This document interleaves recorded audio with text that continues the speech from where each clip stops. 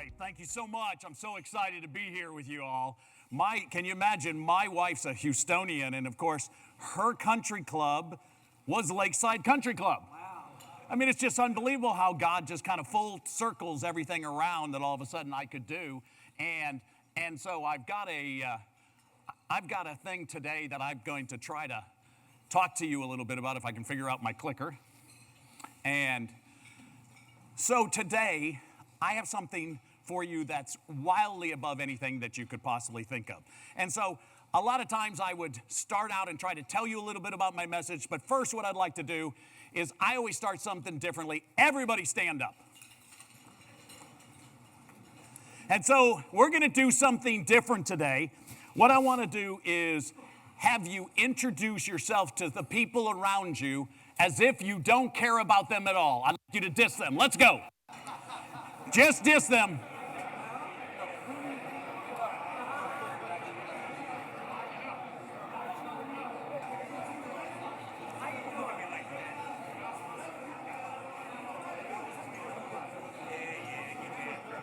Wow! What the heck does that feel like? I don't know. Feels like Monday. Feels like Tuesday, Wednesday, and a lot of times for people on Sunday. Hey, there's the Beaudines at church. I hope they don't come over and talk to me. Listen, the pandemic has done such a negative thing all over the country and got everyone into such a funk, and we're about to shift the game today.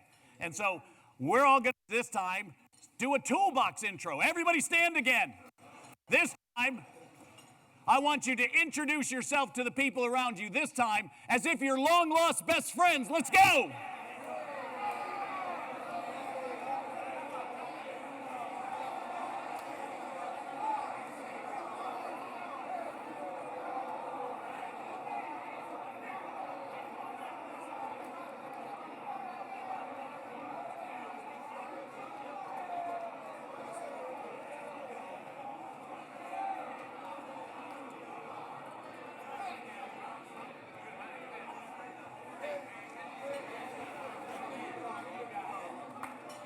Holy cow, everybody grab a seat. What did we just do?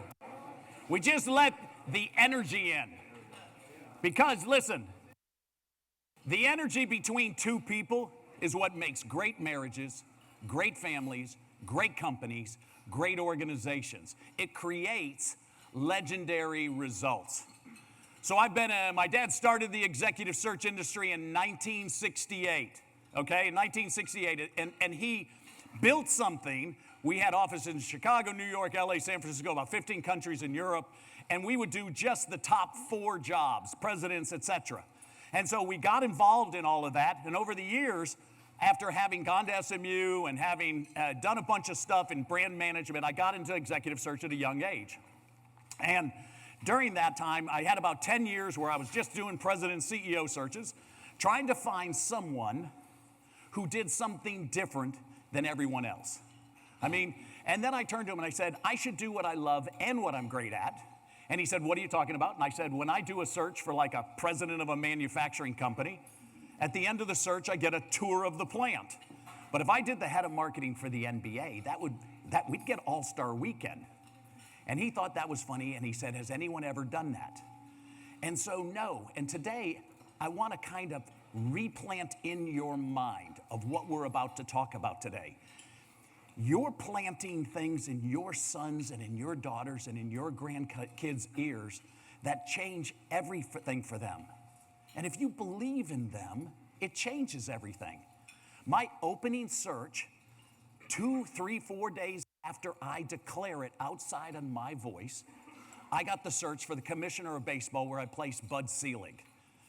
And so God is just like a ninja. He just does things that you can't imagine that he does. And so today we're going to try to discuss a couple things because my dad early in his life started to write books himself and started to do some things. And then on his deathbed in 2000 said I would write 5 books. And I thought, I can't write a memo. And I was just thinking, how am I going to possibly do this?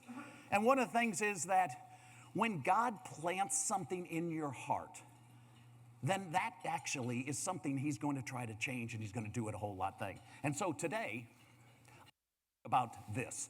This is a picture everybody knows, Arnold Palmer. The guy on his right, of course, is me with my Justin Bieber haircut. When I was young, my dad started this process of trying to show me what is great.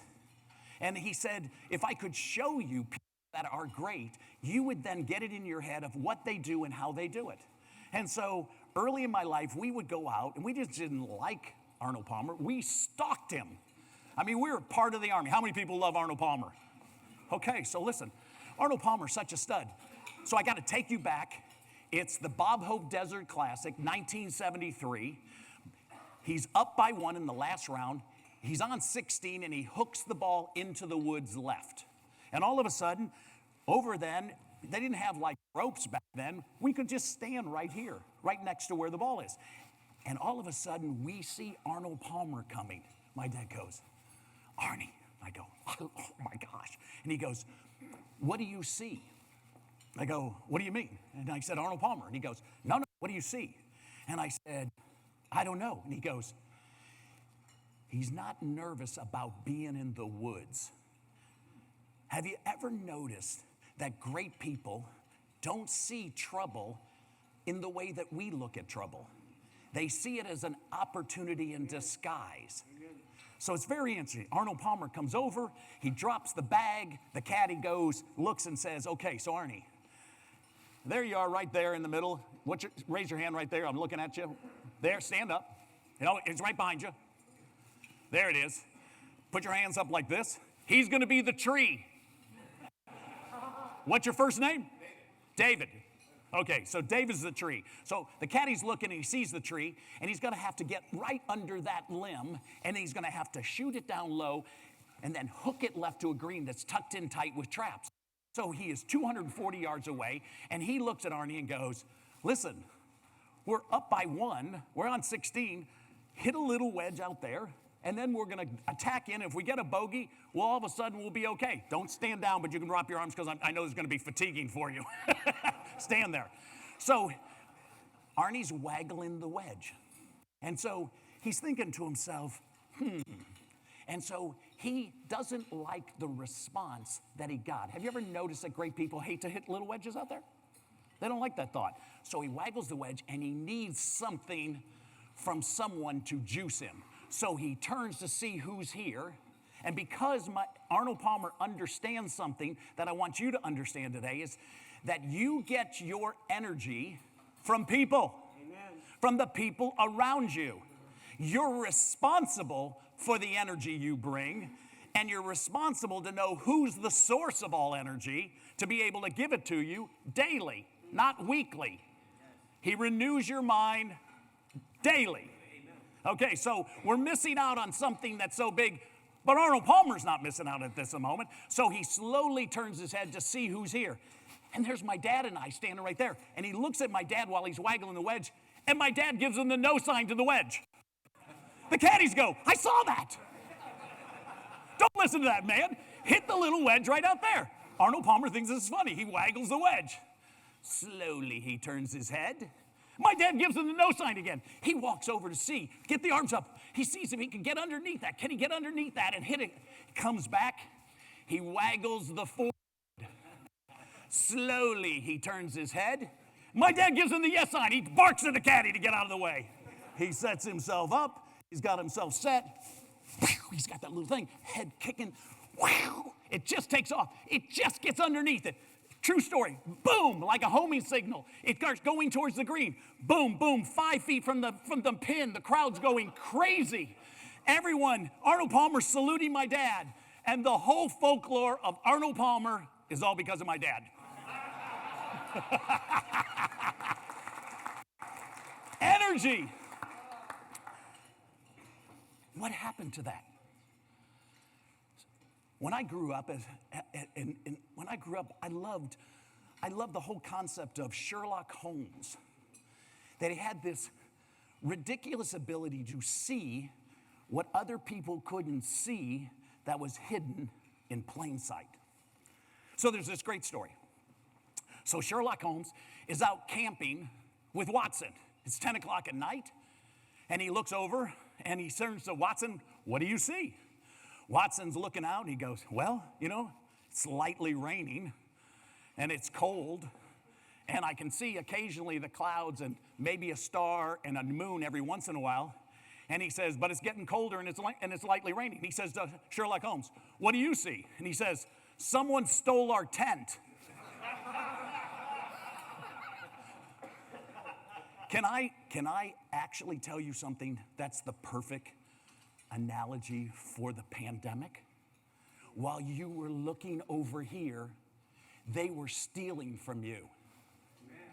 They were stealing from you everywhere. They have tried to steal your joy. They have stolen your peace. They have taken everywhere you look. There's another problem happening, and you keep buying into more, and all of a sudden you're starting to think, I better be buying food for my house. I'm locking up and loading my guns. I'm getting everything ready. Why? Because trouble's here. And while you were doing that, instead of doing what you were supposed to do, is leaning in hard with God. This is our moment.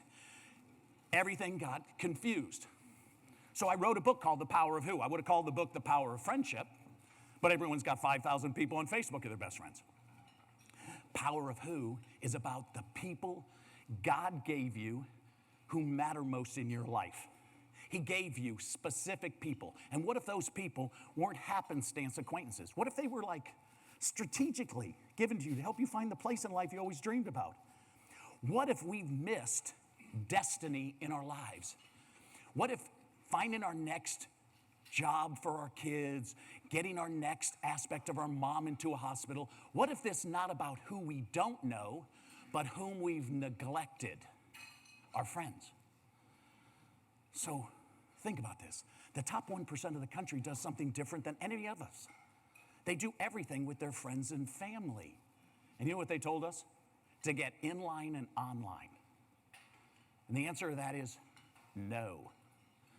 You were given people. And so our lives, to tell you now what you're thinking is, everyone's got college kids, everyone's got grandkids that are doing something. The answer is you thought that to get their dream, their goals, what do I do in times of trouble? How do I find a mate? What would you do? They're told, and everyone's told us in every mastermind, in every conference, in every place we go, to do a thing called networking, which is not working. It's never worked. We've been told that friends and business are taboo. So let me get this correct. We're supposed to work with a bunch of people we don't know and don't trust? No. What if I told you you already know everyone you need to know? That you've misunderstood who God has given you. Specific friends in your life to change your life and to turn it in a totally different direction. If Ben and I have 100 friends each, we don't have 200, we have 10,000. We have friends. You're just looking at them one-dimensionally. Of course we don't have 100 friends. I mean, if we had 50, we'd have 2,500. We don't have that. Listen, your grandfather told you, your dad told you, your mom, everybody told you, if you had one friend, you're blessed. 3, rich. 12, we change the world. Now listen, this process has been around for 2,000 years. Jesus had 12 friends, 3 close, 1 best. Everyone knows who he is. 2,000 years later, he's still signing recruits, still doing deals.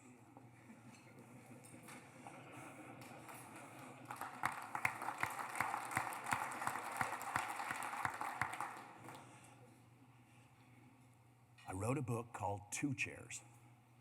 One for you, one for God. I was looking for my goals and my dreams. I could have gone to my dad, who was a McKinsey CEO, who did it all, who was a Navy lieutenant on a destroyer and a gunnery officer in the Navy, and went out, and 2,000 went out, and only like 250 came back because of all the Japanese zeros and all the stuff it did. And my mom, though, was a person who decided and said, hey, knowing of God, Bob, what good would that be? It's knowing him. So the answer would be is that, how would you do that? So I said, how am I going to find my goals, Mom? How would I find my dreams? How would I find this? She said, those are really good questions. I don't have the answer, but I know who does. And what I want to do is ask you. And so this book, when you read it, is 3 questions that point you in the right direction, and then 7 things to do in times of struggle. How many people know one person right now in trouble? Raise your hand. Everywhere. How many people know one person right now who's in the midst of a divorce that's nearby them? Raise your hand. 62% of the country. How many people, okay, bad one here, have someone close to them, nearby, close to them they know, that has committed suicide? Raise your hand. Dang it. Well, my 24-year-old nephew, stud, committed suicide. I didn't know what to do. I thought to myself, was I close enough? Was I getting into him? He had a bad day in drugs. He all of a sudden went sideways. All of a sudden, bink-a-bink, and boom, all of a sudden something happened. Every single person who raised their hand, we're about to play a game. No one, when you do these things, actually tells you to be on your phone or do anything. Everybody gets your phones out. Everyone get your phones out. What we're going to do is play a game. So what we're going to do is this. So men over the age of 35, statistics tell us that they stop adding friends. They're friendly, they just don't add friends. They're not coming over to my house. We're not going to do things. We're not going to get in an opportunity like we are today at Toolbox, where the people around you are so amazing, but we have no energy and no ability to kind of go in and just have the next conversation to getting closer, where all of a sudden we're praying together, I'm listening to you, I'm helping you. Because in this room alone, we have all the power, all the ability to change anything. We could all help every single person in here get a job of their dreams. You're never out. We can get you into any hospital. We can get you any lawyer. We can get you any situation. Why? Because we know everyone we need to know. I mean, listen, you know God. And you're sitting there and he said, ask, seek, and knock. But we don't believe that, so why would we ask our friends? If you and I are best friends and I ask you for help, Ben, just go ahead and yell it out. If we're best friends and I asked you to help, would you help me? Absolutely. Why would you deny me the same joy of helping you? You know why? We hate to ask. So that's a problem. This is one of the things that God said you had to humbly do with him. And he said, I want you to seek me first every morning. And so this is crucial. And so when I came to my mom, I said, what are the questions that we're going to have that we're about to show you here? The questions, and I'm telling you, is, do you think God knows your situation? Go ahead and say yes. Yes. Do you think it's too hard for him to help you? No. Do you think he has a good plan for you? Yes. What is it? That's right, you don't know. I mean, wouldn't it be logical if there's a 1% chance that the King of Kings, the creator of the world, would come down and speak to you? And of course, he's already talked about that in Proverbs. He said, if you hear my rebuke, what's the rebuke? That I wanted to talk, I would have shared with you all my counsel. Now, I don't care who you want to meet in the room that you think's successful, but the guy who owns everything, who has everything, who knows everything, who can open up any door, is wanting to come and pull up a chair, and all you have to do is meet him first. When? First. He didn't say second. I didn't say that he's not going with you the rest of the day. But if I had Warren Buffett at your house to meet you for coffee at 6 a.m., you're not going to be walking up in your jammies. You got coffee ready. You got this whole thing, right? So watch. I got to teach you a game about love. So listen, there is 180 words in the Greek language for love. We got one. So I love my wife of 40 years, Cheryl, and I love tacos, so it's confusing. No, it's not confusing. There's no one in my business. So I have now placed 54 of the 100 Division I athletic directors. I've placed most of the presidents and commissioners. And I mean, and most people would be just impressed that I just placed Deion Sanders as the new head coach at Colorado. None of that is impressive as the meeting I'm about to introduce you to. But let's see how you understand this love game. And so what everybody start to do is who's your best friend? Okay, not in the room. Oh. Name's Jimmy. Jimmy. And does he live in your town? Yes. Okay. And who would you say is your next best friend? Chris, and are you married? No. You're not married, okay? And so is your mom and dad alive? Yes. Okay, so now we're starting to think through this. So who's your best friend? My wife. Hey, did you hear him right off the bat? He said his wife. Good job. So what we're going to do is we're going to text message one person, okay? Everyone say one. One. And then what we're going to do is you're going to take my message that I put up here and you're going to send this message out, okay? And then you're going to hold it, select all, and copy it. Now, if you're over 50, you're probably going to have to ask the person next to you to help you set that up and do that. It's simple. And then we're just going to paste it into the next messages. And we're going to try to send your best friend. We're going to send your wife. If your mom or dad are alive, you're going to pick one of them. You never do a group message because it wouldn't be. They're going to see this message. These are the 3 most affirming lines in history. And then you're going to see an explosion happen in the room. There's at least 4 or 5 people here are going to get a message back on this message that says, oh my gosh, I can't believe you sent this, I'm in trouble.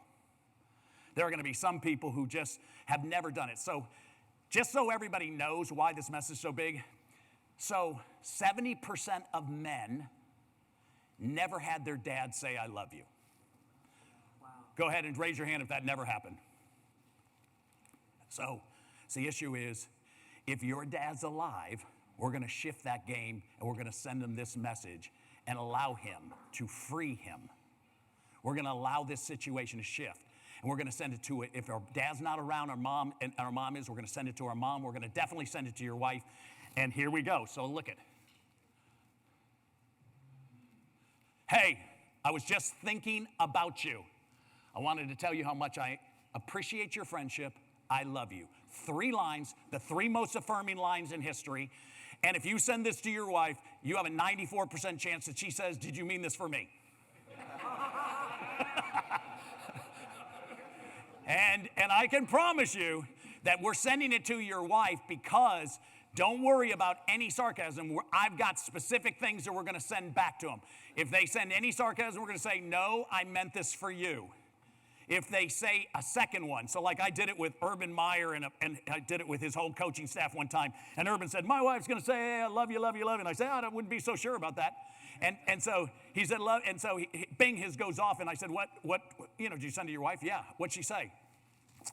Who's got your phone? Then he says, I said, send back, no, I meant this for you. And she comes back and she goes, seriously, ? And so I said, don't be bothered. The love letter's coming. What we're doing is everybody in the room. So the odds are that 50% of the room does not want to send this message. Isn't that interesting? We're giving an opportunity to tell people that we love them. So listen, the greatest thing in life, what good is it to love someone and you didn't tell them? So all of a sudden, Gene Smith, who's the athletic director for Ohio State, he says, and he sent it out.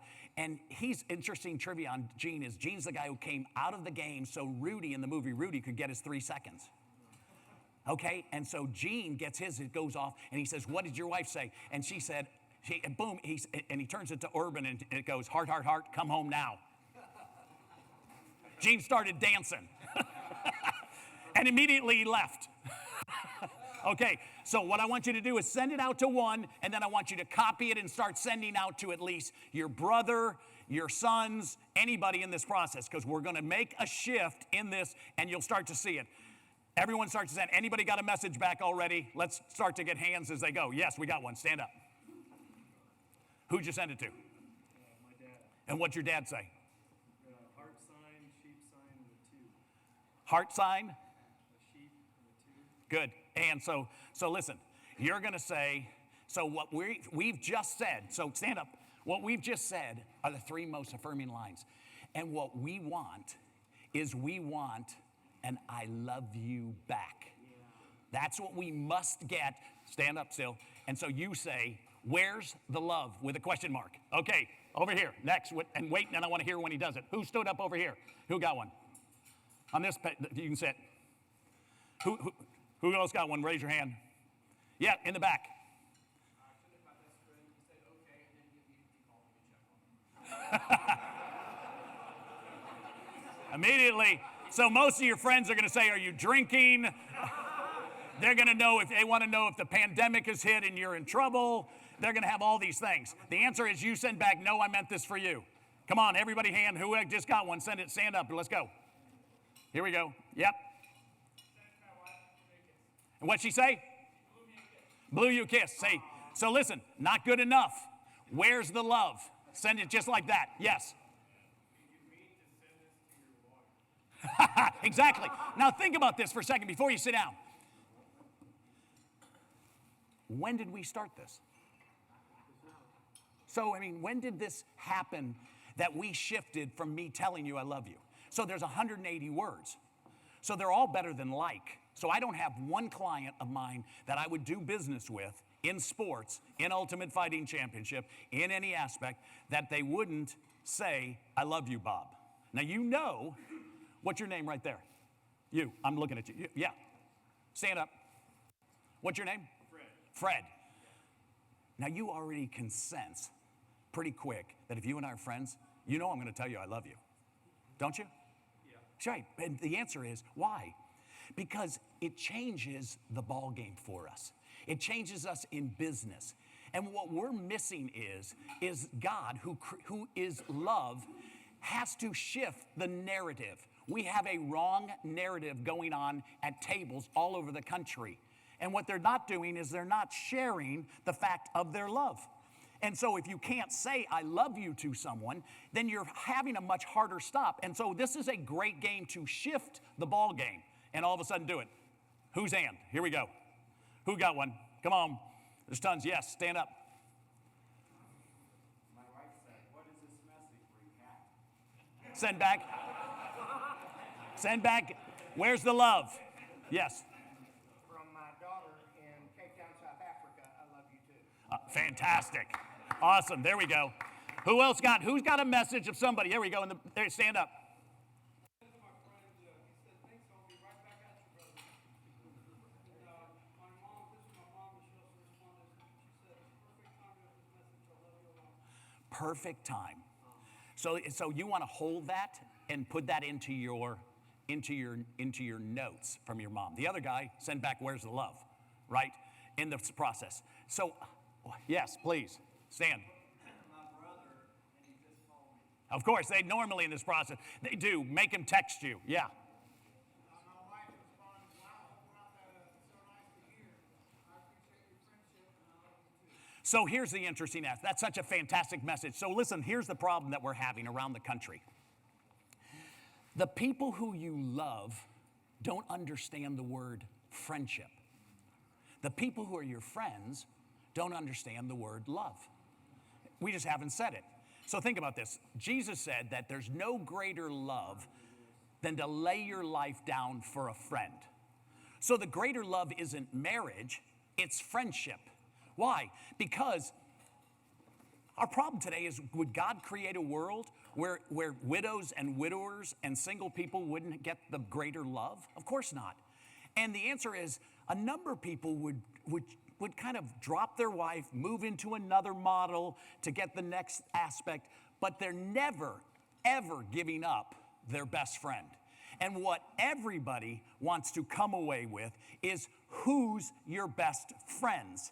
Because what we're saying is this: men over 60 give up their old friends and they focus in on their family. They're friendly, they just give up their friends. They're not having them over for barbecue to talk about it, to say, my gosh, something happened in my life. What am I going to do? I need you to help pray for me. We're all of a sudden, and listen, we had our hands, how many people were in this so far? Listen, I had a guy stand up. I'm doing a mortgage banking meeting, and the guy stands up, and I said, what happened? And he says, my mom's got 6 months to live. And I go, wow, so what did she say? Son, I'm looking out the hospital window. And if I could tell you how much this message means to me, if I could tell you how much I love you, from the highest mountain in Switzerland, I love you, echo, echo, echo, mom. And he just sits down and starts to cry. A week later, he sends me a note. And he says, what if, my mom died today? What if I hadn't sent the message? Listen, we don't have time today. I just listened to a message from Deion Sanders. We were talking the other day, and he said to me, so Bob, listen, I'm not perfect, but I'm present. The present aspect today and the whole message of the power of who is, can we stop and send out messages to our friends saying, I'm thinking about you? What if I could have sent that to my nephew before he committed suicide? What if I could have said, hey, how much I appreciate your friendship and I love you? The other day, just before the game, there was the Colorado State game. Dion calls a prison because one of his kids on his team, all of a sudden, his dad is in prison. And so he says to the warden, I wonder if you could do me a favor and let this guy, his dad, come out and get on a telephone call with his son and give him the father's blessing. Now listen to this. The Jewish faith does something fantastic. Every night they lay hands on their kids and they say the Abrahamic blessing. They say, I love you, I'm proud of you, and I give you my blessing. And as they walk out of the room, they say, you're going to do great and mighty things. Now, it doesn't surprise you that less than 1% of Jewish men are in prison. It doesn't surprise you that less than 0.0025 of women. What everybody's waiting for is, and their daughters especially, is waiting for you to give them your blessing. The greatest thing you can do. All of a sudden, I had Roger Staubach's son, Jeff, come into my office, and he said, what's the thing? He's always coming in and saying, stop, I just need some Power Who juice today. Give it to me. What should I do that I'm not thinking? And I told him about the Father's blessing. And he goes, oh my gosh. So we come up, his dad's throwing out a ball for one of the games, and his son comes running over to Jeff and I while we talk, and he grabs hold of his dad's leg, and he says, hey, so Timmy, look, this is Mr. Beaudine. He shared with me the Father's blessing. That's why I give you the blessing every night. Can we have that effect? Do you understand how powerful you are and how much the enemy does not want you to know that you're the son of the king? Do you understand that when you're at two chairs, that you're sitting in a burning bush opportunity with God, and that your countenance is going to change, which is going to change your business, which is going to give you insight and wisdom and power and favor, that you could dump all your cares? People say to me all the time, so why am I not hearing God when I sit there? One, you just talk. All you do is inform God. What did he say? We're never giving him a chance. We just don't believe that. So what, are we going to die, meet Jesus, and he's low-fiving Peter and Paul? He punked us, and he gave someone else a dream and not you? No. God has a plan for you. Your steps are ordered. What are they? Ordered. Days are what? Days are numbered. Steps are ordered. He's the author and the finisher of your faith. Okay? So I'm going to open up and give 3 other people a chance to tell me their message. Anybody get other trouble zones? Anybody? Otherwise, yes. I got 2 messages. One came back from a friend, says, love you too, my brother. Thanks for sending. Oh, yeah. And he said, this doesn't mean you get more shots next time we play. Men can't be anything if they tell a lot of love. They got to immediately come in with the sarcasm. My stepmother said, wow, what a wonderful blessing that is. Thank you, and I feel the same about you, Bobby. Let's plan on an evening this fall to get together. You guys can come spend the night with me. Yeah, that's so good, Bobby. Hey. My wife sent me thanks with an emoji love. I love you also. And so, can you get better than that? The answer sometimes is, are we out of the facet? Do you understand that you could say, I had Mike Singletary one time, and he sat with me, and I said, so Mike, send it to your daughter. And he said, oh, I say that to my daughter all the time. And, everyone knows Mike. He's like the greatest linebacker in history, and, up with Dick Butkus, who just passed away, and all the greats. And so he said, oh, no, I say it. And I go, it's different when you write it, when they see it. What we could do and change is the way text messaging happens today. All your clients, what if you could do it? I have all my clients that I send this message to. I do a thing called Who Friday. And on Fridays, everything in our business stops at 12 o'clock, and all we do is call our friends, all the people who are clients, and say, how can I help you? And hey, I'm thinking about you, and I appreciate you, and I love you. Would you be surprised that Fridays is my biggest day of business? Come on, this is simple. Mike Singletary says it finally. I shame him into sending it, and he gets it, and all of a sudden, bing, his thing goes off, and his daughter says, Dad, this is the most important message you've ever said to me. Well, he's starting to cry. He doesn't know what to do. I mean, what we're seeing here is one of the most important things that you could possibly do. Time. So these are interesting. So I have energy. You can't see it, but you sure know when it walks in the room. Love, the most dominant force that you could possibly do, and yet a lot of times we just feel uncomfortable saying I love you, which to me is the most manly thing you could possibly say to another man, and just say I love you. I mean, the opportunity to get a chance that say we're going to be best friends moves us into things that we could never consider doing.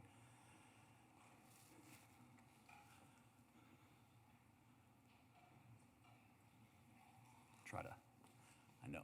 So in May of last year, Dallas Baptist University asked me to give their commencement.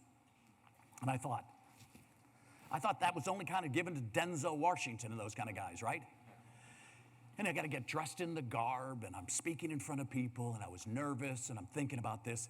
And I told them, I said, congratulations to all the young people. I said, but you're graduating from Dallas Baptist University, a fine school. I said, did anyone tell you that you've been in a bubble? That when you come out of Dallas Baptist and you come into the world, it's going to be tough.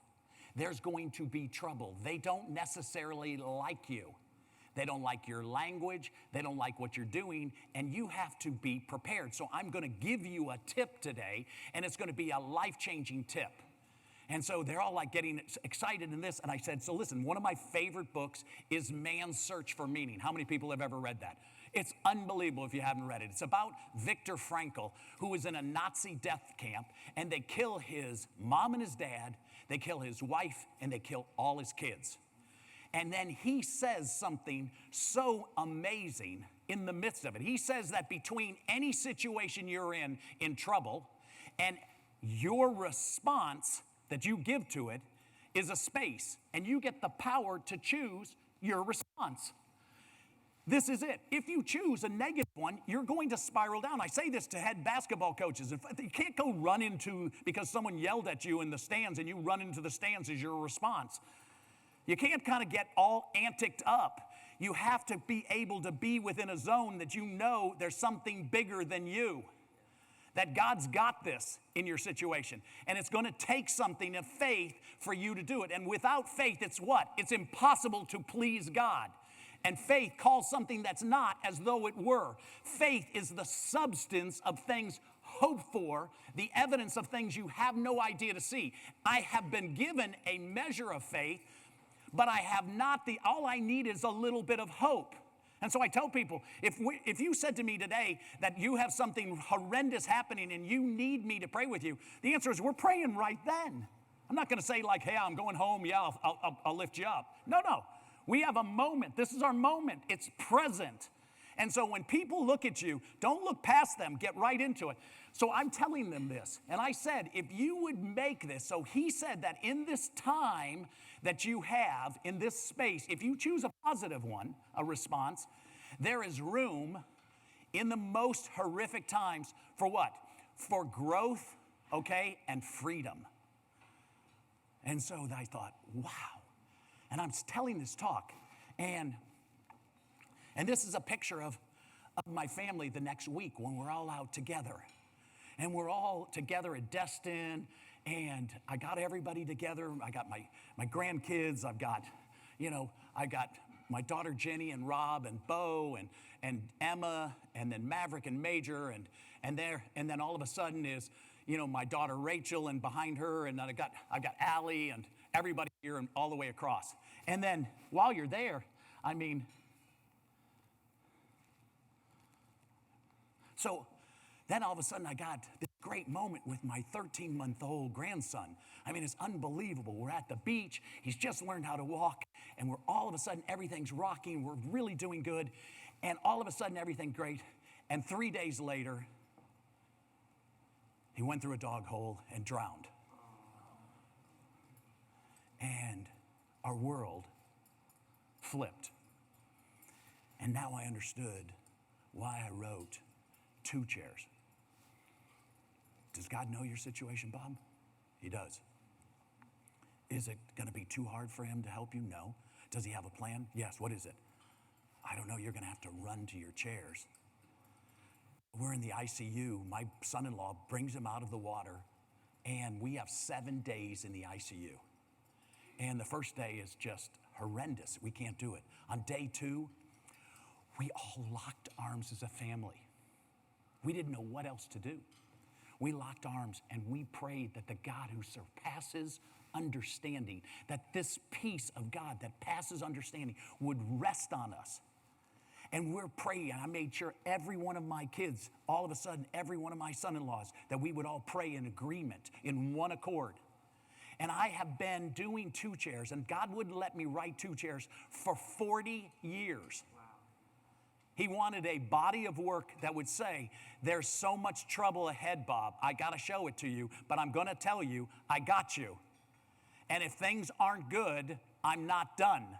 I've got plans, so you're going to have to stick with me. Can you stick with me? Because if you go south, your whole family is going to go in trouble.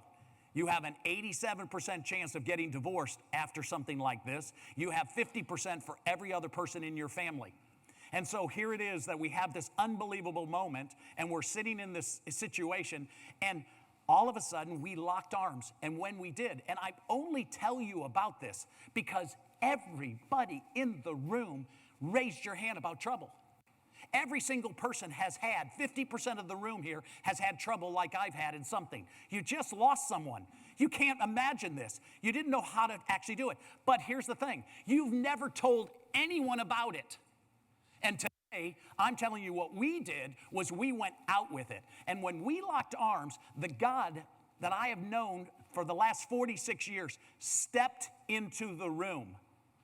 Just the way Ben Lang said, listen, I don't care what you've ever thought about God. I don't care what you think about 2 chairs. The moment that you would honor him, lay all your stuff down. You can't hear him if you hold on to some of your own stuff. He's not going to have any other idols in front. You can't do this alone. We're all a cup short of greatness, but with him, I can do it. And so we need our tables of friends. I'm relying on your strength in my worst moment. I need your faith. I need you to give me, like my dad gave Arnold Palmer, the energy that would get me through something. And that's what friends are. Friends are different than acquaintances. Friends help you now. Acquaintances wish you well. Friends, they know the song in your heart, and they can sing it back to you when you've forgotten the words. Friends are secret keepers. Friends do anything for you in your worst moment. And yet, everyone isolates. That's an enemy tactic. This is me who finds offensive coordinators and defensive coordinators. The whole goal is to isolate you, to get you. The enemy only has 4 goals he's never changed. 1, what's the number 1 goal? I'm going to lie to you. So the number 1 lie I know he's doing to Jenny and Rob on the left when my family was, is that the shame was so bad they didn't know what to do, that it could happen under their watch. They can't all of a sudden. Number 2 is he's going to steal your joy. Then he's going to destroy your relationship, and then he's going to kill you. I mean, I just had one of my great friends who was the president of the Houston Texans, Jamie Roots. One of my guys was in my office, 20 years, loses his job. All of a sudden, he's in there, we're talking, and he's not getting, first off, when someone tells me they're trouble, I say, congratulations. Like, this is the greatest day of your life. I said, listen, you did great. God's got another plan. It's good, let's go. And he wasn't getting over it. I said, if who you are is what you have, and what you have is taken from you, then who are you? Now listen, I had no idea that I was talking to me in this process. And so on day 6, they tell you your grandson is brain dead. And on day 7, they're going to tell you again from the government. And then on day 8, all of a sudden God steps in, and my grandson, Bo, gives his heart. He gives his organ to a 4-month-old who has never been home from the hospital. And now he's 15, 16 months old and doing great. He gave his liver to a boy on our floor, ICU floor, that Cheryl and I prayed for. Not knowing we're praying for him, but not knowing we're giving our grandsons. He he gave his 2 little kidneys to a 42-year-old woman who she had 18 days to live. And those 2 kidneys electrified her, and she's fine. All 3 now are living because of Bo. Days are numbered. Your days are numbered. Our opportunities to help other people are numbered. That's why I love Tom Do-It. I love him, what he's doing, how he gets everyone together, and where we go. But I got great news, and it's hard for me even to be here today because my son-in-law, my big son-in-law, was, had to get after Bo, that was our miracle baby, as he got a vasectomy, got a reverse vasectomy, which of course no guy wants, and then all of a sudden they were told they'd never have a baby. And by Monday, my daughter's going to have another baby.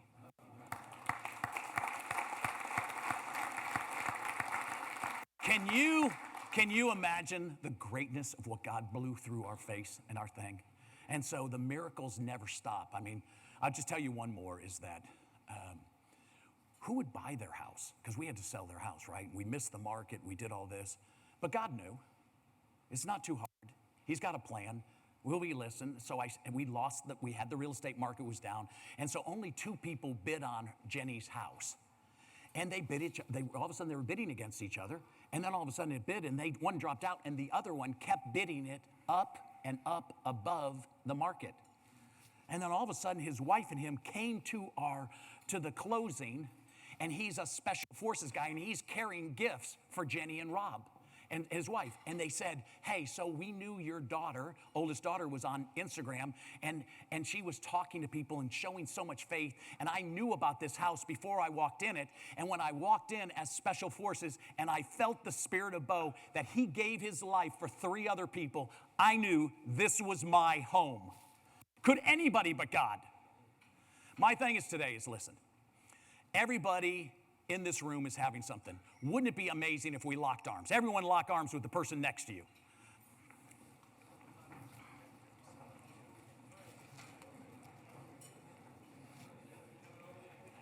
What if we did something amazing and we prayed for the person to our left and our right, and we immediately just prayed out that God formed against them or their family is going to take any ground again? That all of a sudden the dreams and anyone who has been lost or has been fit into an addiction or anything in your house that all of a sudden has been stolen from you is going to be given back 100-fold return.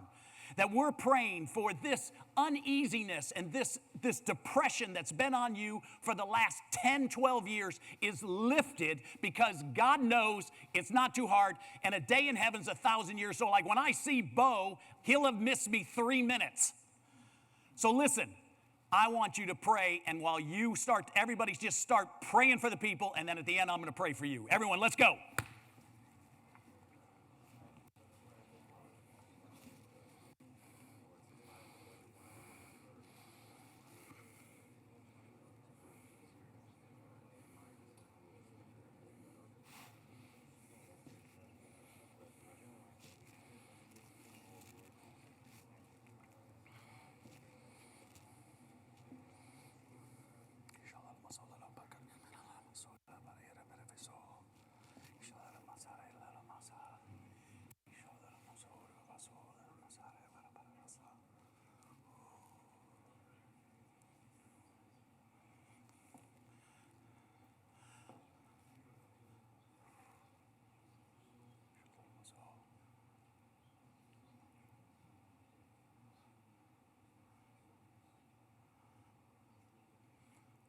Lord God, I thank you that you're hearing our prayers, that you've always heard. I thank you that each person here who reads this book will not just know of you, but will have an experience that they won't be doing any devotionals, they won't be doing anything else. They're just going to get 1 minute to talk and you get 4. I pray that you show up and show off. And I thank you that every prayer that was lifted up, Lord, that you take it. We send angels to go immediately, legions of them to go help. There's nothing in this process, Lord. I just pray full love on every person here, that every need is met. He said if we would bring it to him, ask, He would take care of it. And He is mighty. And I thank you today, Lord, for this beautiful day, for this moment, for Jenny's baby in the next couple days. We can all celebrate again in this process, that it brings great hope to every single person in this room, that the God we serve loves us so much that He sent His Son to die for us in the same way, and He has great plans for you, and that you would know how powerful you are. You are the Son of the King, and these signs are following you. And from this day forward, you will be boldly proclaiming it and taking boundaries that the enemy has taken. And we thank you for it, and we all rejoice and say, in Jesus' name, Amen. Amen. God bless you all. Thank you.